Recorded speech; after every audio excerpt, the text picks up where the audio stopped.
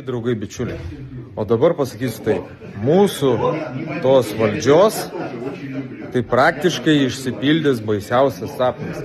Dalyvavau spaudos konferencijoje, važiuokit kur.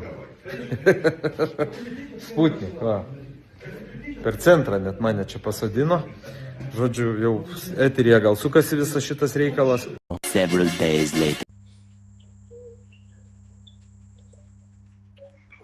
А почти ноги откинул. Водочка спасла. 6 months later. Буду просить.